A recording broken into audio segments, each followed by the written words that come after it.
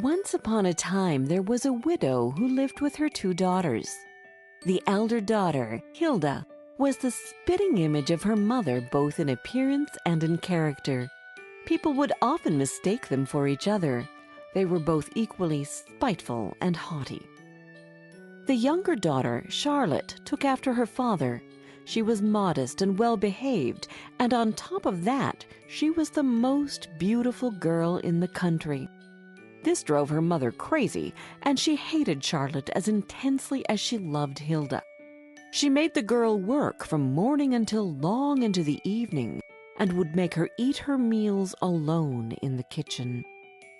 One of the many duties that Charlotte had to do was to fetch water twice a day from a spring which was half an hour's walk from their house.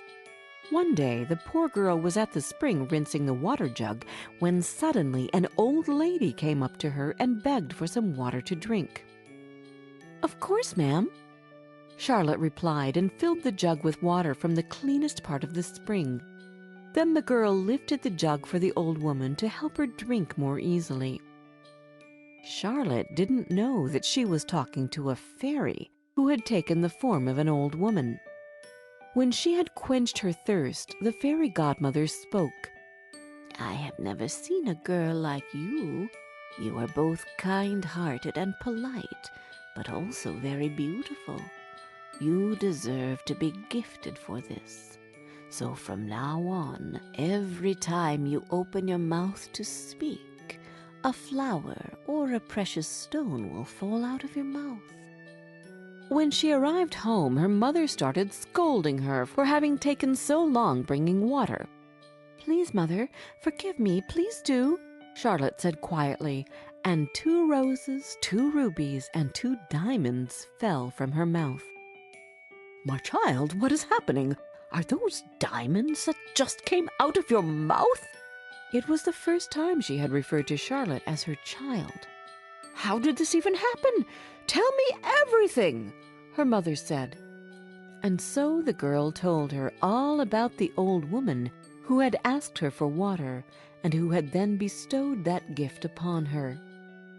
"If what you are saying is true, then your sister should go to the spring as well." Then she called the elder daughter. "Hilda! Come here at once and look what's coming out of your sister's mouth. Wouldn't you like to have the same gift as her? You should go to the spring and wait until some old woman asks you for water." "Are you sure you want me to work?" the spoiled girl asked arrogantly. "Am I sure? I am telling you that you are going to that spring and you are giving that woman water, and that's my final word. Now go and get the best jug we have and go. No, run to the spring," yelled her mother. Hilda took a silver jug and set off for the spring in a most unwilling manner. Just as she arrived at the place, a beautifully dressed young woman came out of the woods and approached the elder sister. "Can I have some water, please?" It was the same fairy who had appeared to Charlotte, but this time she had disguised herself as a princess. "Say what?" Hilda answered as rudely as she could. "Listen, madam, if you believe that I came all the way to this stupid spring so that your highness could drink, you are wrong. If you want some water, get it yourself." "You are not a very polite young girl, are you?" replied the fairy peacefully. "You don't deserve flowers and diamonds, but snakes and frogs to fall out of your mouth when you speak. So shall it be." The fairy cast her spell and went back into the woods. Hilda went home, and her mother started asking her questions.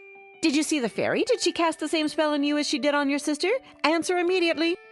"No, she didn't," replied Hilda angrily, and 2 frogs and a snake fell out of her mouth. "What is that? This is your sister's fault. I will get her now, and she will get what she deserves."